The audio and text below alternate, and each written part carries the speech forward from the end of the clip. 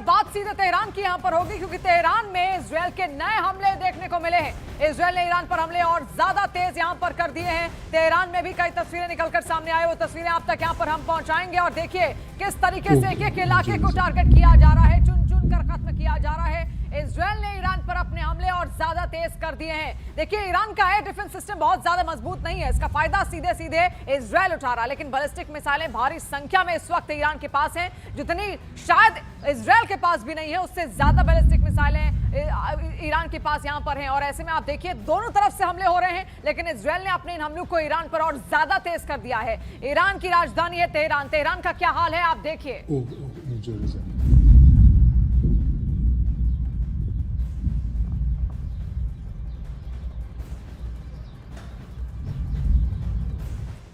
और देखिए जंग में हर तरफ से बड़े बड़े घातक हथियारों का खुला इस्तेमाल हो रहा है। कुछ अहम हथियारों पर नजर डालते हैं। सबसे पहले बात ईरान के शाहेद 136, जिसे शाहेद सुसाइड ड्रोन भी कहते हैं। देखिए ये लॉइटरिंग कामिकाजे ड्रोन लगभग 2000 से 2500 किलोमीटर तक उड़ान भर सकता है। इसे स्वॉर्म अटैक में बड़ी संख्या में छोड़ा जाता है ताकि दुश्मन के एयर डिफेंस सिस्टम पर दबाव पड़े। इसका इस्तेमाल ईरान ने इजरायल और खाड़ी देशों के ठिकानों को निशाना बनाने के लिए किया है। अब इजरायल के F-35I आदर फाइटर जेट पर नजर डालते हैं। ये 5वीं पीढ़ी का stealth multi role fighter jet है और देखिए दुनिया के सबसे एडवांस लड़ाकू विमानों में इसको गिना जाता है। इसकी स्टेल्थ तकनीक इससे रडार से बचने में मदद करती है। इसका इस्तेमाल ईरान के अंदर मिसाइल साइट और सैन्य ठिकानों पर सटीक एयर स्ट्राइक के लिए किया गया है। अब आती है अमेरिका टॉमहोक क्रूज मिसाइल। ये देखिए ईरान में तबाही इस वक्त मचा रही है। ये लंबी दूरी की क्रूज मिसाइल है, 1500 से 2500 किलोमीटर तक मारक क्षमता इसकी है और जमीन से सिर्फ 3 से 35 मीटर ऊपर उड़कर रडार को चकमा दे सकती है। इसे वॉरशिप से लॉन्च कर समुद्र के रास्ते ईरान के सैन्य ठिकानों पर सटीक हमले के लिए इस्तेमाल किया गया है। फिर आता है अमेरिका का B-2 बॉम्बर। देखिए इसकी भी ताकत पूरी दुनिया जानती है। ये रणनीतिक स्टेल्थ बॉम्बर अंडरग्राउंड टारगेट को तबाह करने में सक्षम है और लंबी दूरी तक उड़ान भर सकता है। हवा में ईंधन भरने की क्षमता के कारण ये लगातार मिशन जारी रख सकता है। इसका इस्तेमाल ईरान पर 2000 पाउंड के भारी बम गिराने के लिए किया गया।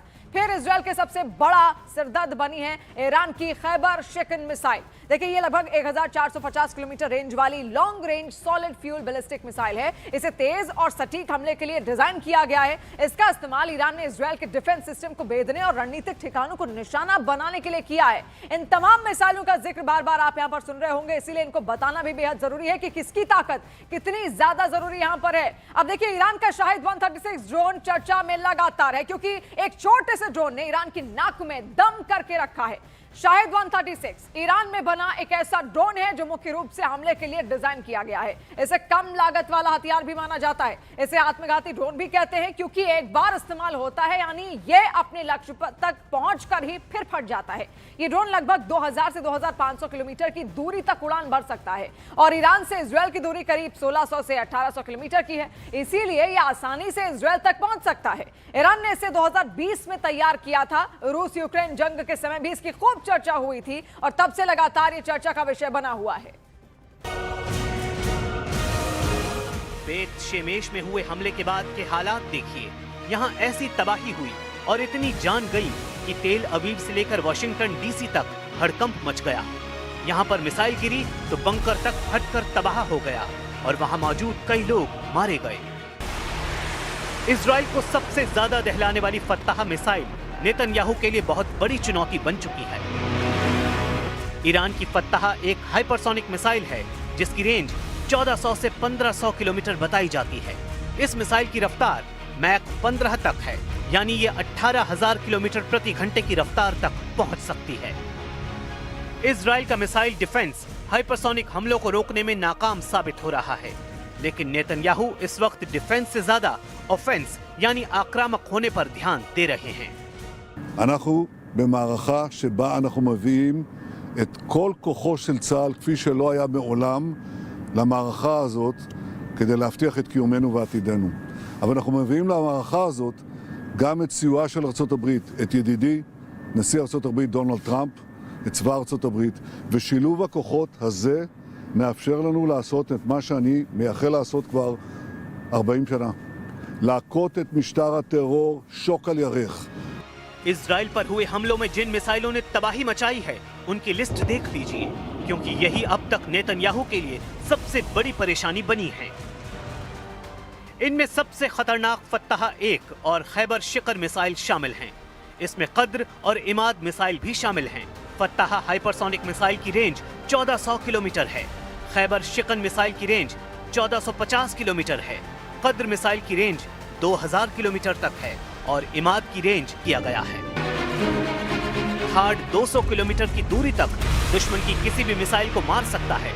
ये 150 किलोमीटर की ऊंचाई तक किसी भी मिसाइल को इंटरसेप्ट कर सकता है। अमेरिका के पास थाड की 7 बैटरियां हैं। एक बैटरी में 6 ट्रक माउंटेड लॉन्चर होते हैं। दुश्मन की मिसाइल को रोकने के लिए थाड सिस्टम के एक लॉन्चर से एक बार में 8 मिसाइल दागी जा सकती हैं। यानी पूरी बैटरी में कुल 48 इंटरसेप्टर मिसाइल होती हैं। इसे ऑपरेट करने के लिए 95 सैनिकों की जरूरत होती है। इजराइल में ऐसे 2-2 सिस्टम तैनात रहे, लेकिन क्या ये काफी साबित हुए? बिल्कुल नहीं। हाइफा और तेल अवीव में गिरती हुई मिसाइलों ने बताया है कि ईरान एक बार में सैकड़ों मिसाइल फायर करने की ताकत रखता है और उनको रोकना ना इजराइल के बस की बात है, ना ही अमेरिका इसमें 100% कामयाब रहा है। अगले 24 घंटे इजराइल के लिए बहुत खतरनाक होने वाले हैं। अगर नेतन्याहू ईरान के लॉन्च पैड वाले अड्डों को तबाह करने में नाकाम रहे तो समझ लीजिए इजराइल और अमेरिका को लगातार बड़े बड़े झटके मिलते रहेंगे। ईरान से युद्ध को लेकर अमेरिका और इजराइल को ऐसे सिग्नल लगातार मिल रहे हैं।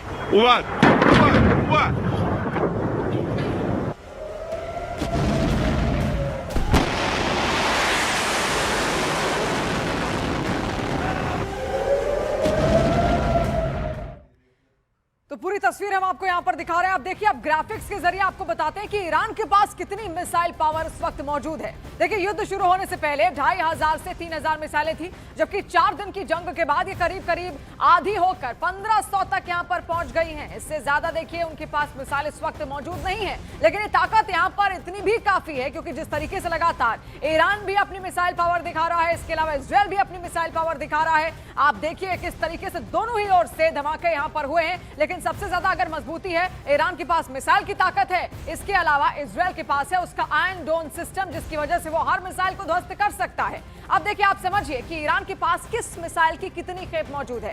2500 किलोमीटर रेंज वाली 150 सेजिल मिसाइलें उसके पास मौजूद है। इसके अलावा फिर आप देखिए यहां पर 2000 किलोमीटर की रेंज वाली भी मिसाइलें उसके पास मौजूद है। यह है सेजिल मिसाइल, 2500 किलोमीटर से 150 मिसाइलें इसकी इस वक्त रखी हुई है। खैबर शिकन की फिर मिसाइल 2000 किलोमीटर इसकी रेंज है। ऐसी 100 मिसाइलें ईरान के पास मौजूद हैं। फिर आती है खुर्रम शहर मिसाइल, 3000 किलोमीटर। आप मानिए 3000 किलोमीटर कोई आम संख्या नहीं, 100 मिसाइलें ऐसी उसके पास है जो 3000 किलोमीटर तक वार कर सकती हैं। अब है इमाद मिसाइल, 1700 किलोमीटर इसकी रेंज है और 100 मिसाइलें इसके पास इमाद की भी रखी हुई हैं। फिर आता है गद्र मिसाइल, 1800 किलोमीटर इसकी रेंज, 200 मिसाइलों की तैनाती ये कर चुका है और इसके पास और भी मिसाइलें हैं। इसके अलावा आती है फतह मिसाइल, इसका जिक्र आपने बहुत बात सुना होगा, 1500 किलोमीटर इसकी रेंज है और 150 मिसाइलें फतह की इसके पास मौजूद है। फिर आती है शहाब मिसाइल, 1300 किलोमीटर इसकी रेंज और 300 मिसाइलें शहाब मिसाइल की इस वक्त देखिए ईरान के पास मौजूद हैं। ये वो अलग अलग मिसाइलें हम आपको यहाँ पर गिना रहे हैं जो इसके पास इस वक्त मौजूद हैं। अब देखिए, लेबनान पर इजराइल ने फिर से एक अटैक किया है, खबर इस वक्त यहाँ पर आ रही है। इसके अलावा ईरान से युद्ध पर ट्रंप का एक नया बयान भी सामने आया। ट्रंप ने कह दिया है पहले से कहीं और ज्यादा तैयारी यहां पर है, हम बड़ी जीत के लिए तैयार हैं, लंबी और कामयाब लड़ाई लड़ेंगे, हमारे पास अनलिमिटेड हथियार हैं। तो ये ट्रंप की चेतावनी है। बार बार ईरान को चेतावनी इससे पहले भी दी गई थी, बातचीत का आमंत्रण भी दिया गया था, लेकिन जब ईरान नहीं माना तो उस पर हमले हुए।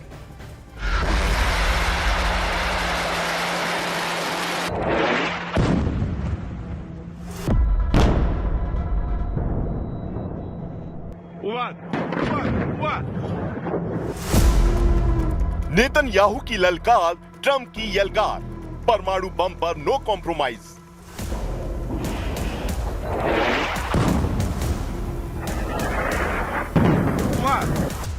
ईरान का जश्न तैयार था परमाणु बम। तैयार हुआ प्लान, खत्म होगा ईरान का परमाणु programme.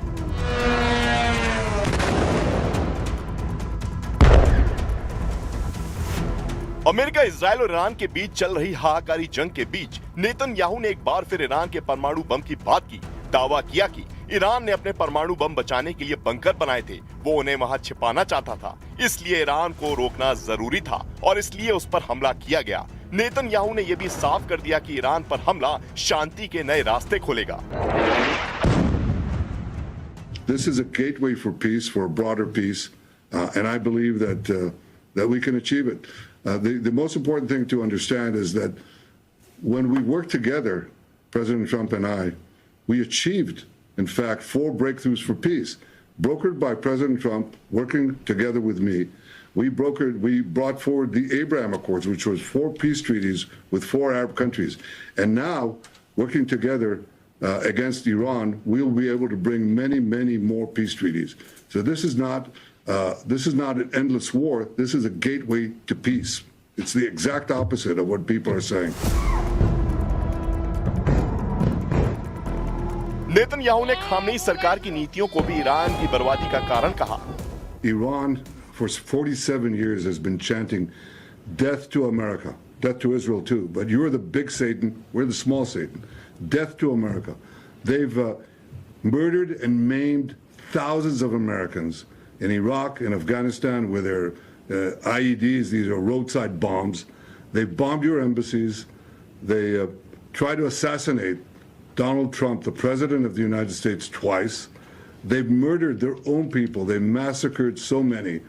And they spread a worldwide web of terror.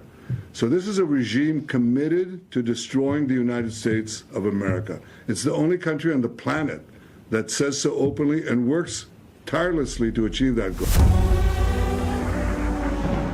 Netanyahu ने यह भी बताया कि वो जंग को लंबा खींचने का प्लान नहीं बना रहे। फॉक्स न्यूज को दिए इंटरव्यू में उन्होंने ईरान के खिलाफ जल्द और निर्णायक सैन्य कार्रवाई का ऐलान किया है। उन्होंने कहा कि ये युद्ध लंबा नहीं चलेगा। मतलब अमेरिका और इजराइल ईरान का काम फटाफट निपटाने का प्लान बना रहे हैं, क्योंकि ट्रंप ने भी कह दिया है ये अमेरिका का बहुत बड़ा सैन्य अभियान है। ऐसा सैन्य अभियान दुनिया ने नहीं देखा होगा।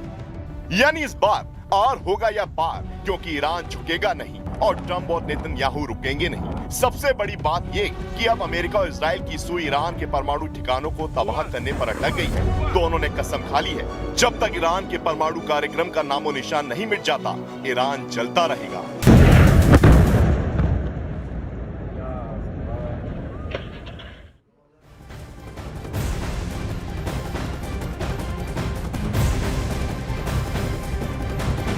और देखिए, अमेरिका, इजरायल और ईरान युद्ध के बीच एक खबर इस वक्त सामने आई है कि अमेरिका और इजरायल ने ईरान के नातांज न्यूक्लियर फैसिलिटी प्लांट पर बमबारी कर दी है। और ऐसा पहली बार नहीं है जब अमेरिका और इजरायल ने नातांज न्यूक्लियर फैसिलिटी को उड़ाने की कोशिश की। देखिए, नातांज न्यूक्लियर फैसिलिटी की सबसे ताजा सैटेलाइट तस्वीर इस वक्त आपको हम दिखाते हैं। सबसे पहले साल 2020 में इस प्लांट को उड़ाने की कोशिश हुई, जिसमें एक प्लांट को पूरी तरीके से देखिए खत्म कर दिया गया था। इसके बाद पिछले साल जून महीने में अमेरिका और इजरायल ने बमबारी कर नातांज न्यूक्लियर फैसिलिटी के 6 प्लांट को उड़ा दिया था। अब महायुद्ध के तीसरे दिन अमेरिका ने अपने सबसे बड़े बम वर्षक B-2 स्टेल्थ बॉम्बर से बमबारी कर बचे हुए 3 प्लांट को भी वहां पर तबाह कर दिया है। अब आप देखिए, नातांज न्यूक्लियर फैसिलिटी, जहां पर कहा जाता है कि ईरान के बहुत सारे परमाणु जखीरे वहां पर तैनात है। अभी लाल लाल गोले से हमने आपको यहां पर दिखाया, जुलाई 2020 की तस्वीरें हम आपको दिखा रहे हैं। एक प्लांट उस वक्त मात्र तबाह किया गया था अमेरिका की ओर से, लेकिन फिर पिछले साल 2025 में और 3 प्लांट यहां पर ध्वस्त किए गए इसी फैसिलिटी में। आप देखिए, पूरा क्षेत्र यहां पर है। ये जून 2025 की तस्वीर आप देखिए, 6 प्लांट उस वक्त तबाह किए गए थे।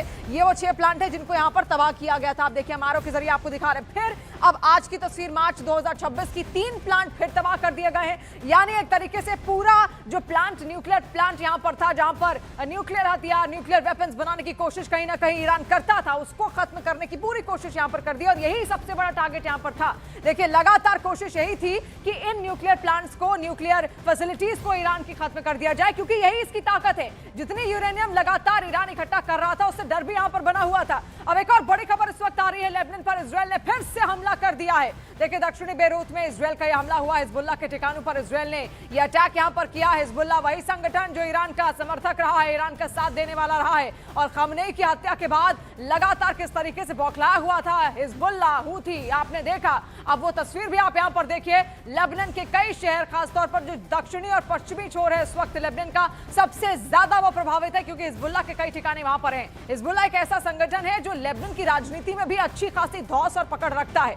इसके अलावा ईरान का शुरुआत से समर्थक रहा है, क्योंकि वहां पर शिया मुस्लिम आबादी, शिया मुस्लिम कम्युनिटी काफी ज्यादा संख्या में मौजूद है और इसीलिए ईरान का ये हमेशा से साथ देता आया है। ईरान बाकायदा इसको पैसा देता था ताकि वो कभी अगर उसको इजराइल पर हमला करना हो तो वो हिजबुल्लाह का इस्तेमाल कर सके।